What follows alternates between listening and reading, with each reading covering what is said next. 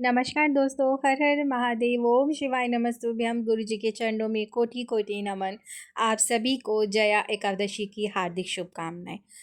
कई सारे लोगों के मन में ये बहुत ज़्यादा दुविधा हो रही है कि जया एकादशी का व्रत किस दिन रखना है।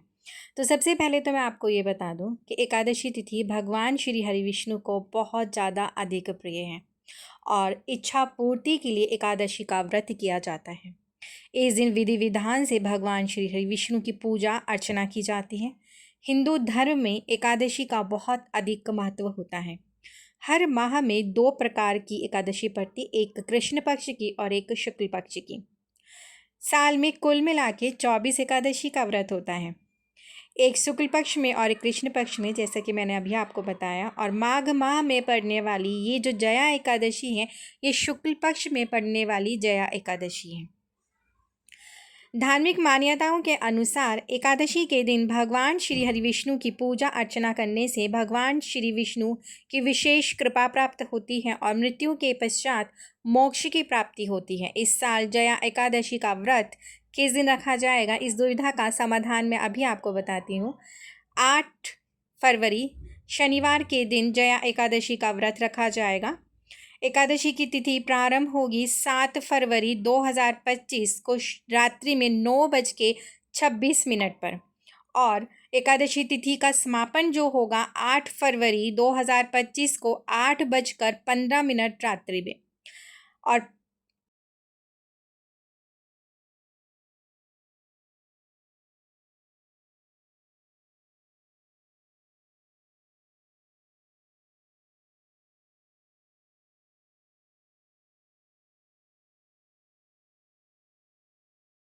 हमारे शास्त्रों के अनुसार हम कोई भी व्रत या पूजा अर्चना करते हैं तो उदया तिथि के अनुसार उस तिथि को मानते हैं।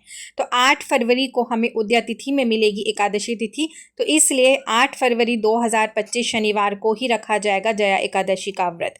अब पारण व्रत तोड़ने का जो समय रहेगा वो 9 फरवरी को सुबह 7:04 से लेकर 9:17 तक रहेगा। पारण तिथि के दिन द्वादशी समाप्त होने का समय 7:25 रात्रि में रहेगा। जया एकादशी की पूजा विधि विभिन्न प्रकार से नहीं, सिंपल हर एकादशी पे एक ही तरीके से की जाती है। इस दिन सुबह जल्दी उठें, ब्रह्म मुहूर्त में स्नान आदि करके निर्वृत्त हो जाएं और फिर घर में मंदिर में दीप प्रज्वलित करें। भगवान श्री हरि विष्णु के गंगा जल से, दूध से, पंचामृत से स्नान आदि कराएं और उन्हें उस दिन पीले रंग के पुष्प अर्पण करें। तुलसी दल आप पहले ही तोड़ के रख लें, इसलिए एकादशी के दिन तुलसी पत्र नहीं तोड़ा जाता है और उसमें जल भी अर्पण नहीं किया जाता है, इसलिए कि तुलसी मैया भगवान श्री हरि विष्णु के लिए निराजली व्रत रखती हैं। तो उन्हें तुलसी दल ज़रूर अर्पण करें, इससे कि भगवान आपकी पूजा अर्चना को स्वीकार करते हैं। इस दिन आप केले का या सफ़ेद रंग की मिठाई पीले रंग की मिठाई का भोग लगा सकते हैं।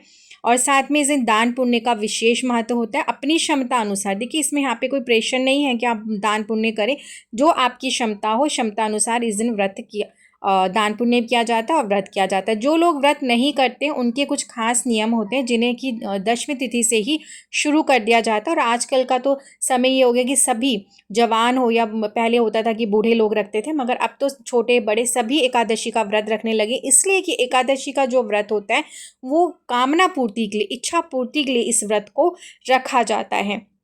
और आपको मैं बता दूं, जब जो भी इंसान, हर एक इंसान चाहता है, छोटा बड़ा कोई भी हो, वो लक्ष्मी प्राप्ति ज़रूर चाहता है। तो भगवान श्री हरि विष्णु की पूजा अर्चना करने से आपको महालक्ष्मी की प्राप्ति होती है। तो भगवान श्री हरि विष्णु की पूजा अर्चना एकादशी के दिन से अच्छा कोई दिन हो ही नहीं सकता। इस दिन आप माँ लक्ष्मी की और भगवान श्री विष्णु की पूजा अर्चना करें, जिससे कि आपके घर में माँ लक्ष्मी की विशेष कृपा आपको प्राप्त हो सके। तो जैसे कि हमने बता दिया आपको कि आपका जो एकादशी का व्रत है वो 8 फरवरी शनिवार के दिन रखा जाएगा। अब जो विशेष बात है जिसमें कि हमें दशमी तिथि से ही इन चीज़ों को, नियम को मानना होता है। जैसे कि अगर आप एकादशी का व्रत रखते हैं, जो महिलाएं रखती हैं, उन्हें सर एकादशी के दिन नहीं धोना चाहिए, या नहीं भी रखते तो भी एकादशी के दिन हमें सर नहीं धोना चाहिए, ये वर्जित माना जाता है। तो आप एक दिन पहले शुक्रवार को दशमी तिथि को अपना सर धो लें और उसके बाद अगले दिन एकादशी का व्रत 8 फरवरी को रख सकते हैं। दूसरा प्रश्न है कि अगर आपने सर पहले ही धो लिया तो कोशिश कीजिए कि दशमी तिथि की रात्रि में आप चावल का सेवन ना करें, जिनको व्रत रखना है और जो व्रत नहीं रखते वो भी अगर नियम को फॉलो करना चाहते हैं तो बिल्कुल ही अच्छे से कर सकते हैं। इसलिए कि दशमी रात्रि से हमें चावल का सेवन नहीं करना चाहिए और साथ में लहसुन प्याज का भी परहेज करना चाहिए। अगर आपने सर धो लिया तो इस चीज़ का विशेष रूप से परहेज करें और फिर अगले दिन आप एकादशी का व्रत रखें। अब तीसरा प्रश्न ये है कि क्या मासिक धर्म में स्त्रियां ये व्रत कर सकती हैं?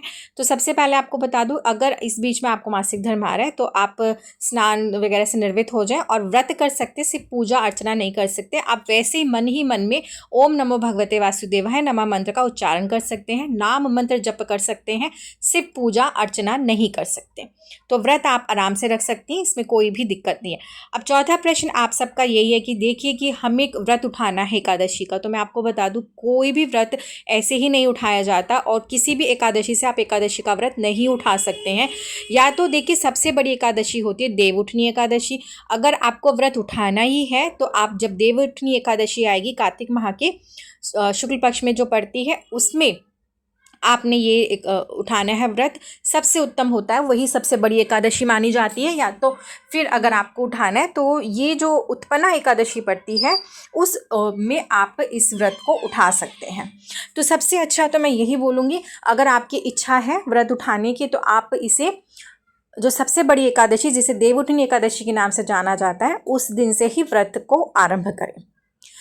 अब विशेष बात है कि इस दिन चावल नहीं खाना चाहिए, ये सभी जानते हैं और जो नहीं जानते तो मैं आपको बता दूं चावल खाना वर्जित माना जाता है। चावल बिल्कुल नहीं खाना चाहिए, इस चीज़ का ध्यान रखें।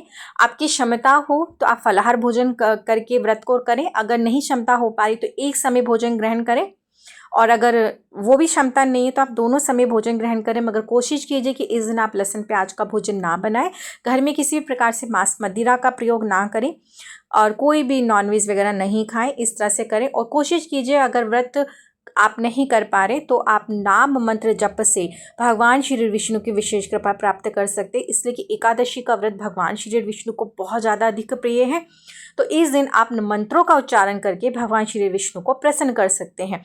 मंत्र आप सभी जानते हैं, बहुत सरल होता है भगवान श्री विष्णु का, मैं आपको फिर भी बता देती हूँ। ओम नमो भगवते वासुदेवाय नमः, इस मंत्र का उच्चारण करें। जितनी माला जाप आप कर सकते हैं उतनी देर तक करें। कुछ देर अपने मंदिर में बैठें और वहाँ पे भगवान श्री विष्णु के समक्ष बैठकर इस मंत्रों का उच्चारण करें और फिर देखें आपके ऊपर किस प्रकार से माँ लक्ष्मी की और भगवान श्री विष्णु की विशेष कृपा आपको प्राप्त होगी। इसलिए कि देखिए जहाँ पति होते हैं वहाँ पत्नी स्वयं चली आती हैं। अगर आप भगवान श्री विष्णु को प्रसन्न कर लेते तो माता लक्ष्मी तो स्वयं ही चली आएंगी ना। तो सबसे अच्छा है ना इस प्रकार से पूजा अर्चना करें, मंत्रों का उच्चारण करें और भगवान को प्रसन्न करें।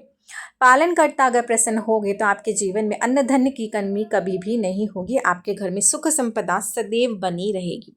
और इस दिन माँ तुलसी की विशेष रूप से पूजा अर्चना करनी चाहिए। इस दिन आप माँ तुलसी को श्रृंगार का सामान अर्पण कर सकते हैं, उसके बाद उसे आप किसी भी ब्राह्मणी को दान कर दें। चुनरी ज़रूर उड़ानी चाहिए और साथ में इस दिन माँ तुलसी के पत्र ना तोड़ें, इस चीज़ का विशेष ध्यान रखें और जल भी अर्पण ना करें।